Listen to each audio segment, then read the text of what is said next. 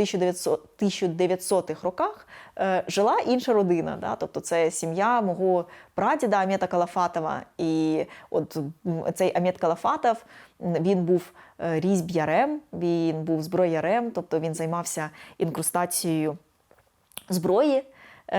Тобто він працював по металу, і різні там традиційні орнаменти і каміння він інкрустував оце от, власне, в зброю, і також робив сундуки.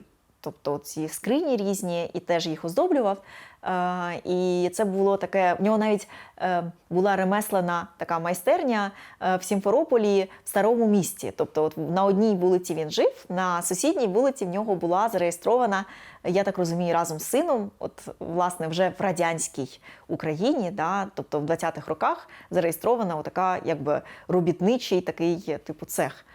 От. І звісно, що в 20-х роках, в кінці 20-х років після згортання коренізації, то це так само в нього відібрали цю майстерню. І за легендою, якимось чином на нього натрапив Іван Айвазовський, коли він був дитиною, підлітком. І побачив, що от хлопець там щось малює, він хотів його до себе забрати, а батьки не віддали, тому що Іван Айвазовський християнин. Ну, цікава така, якби, причина.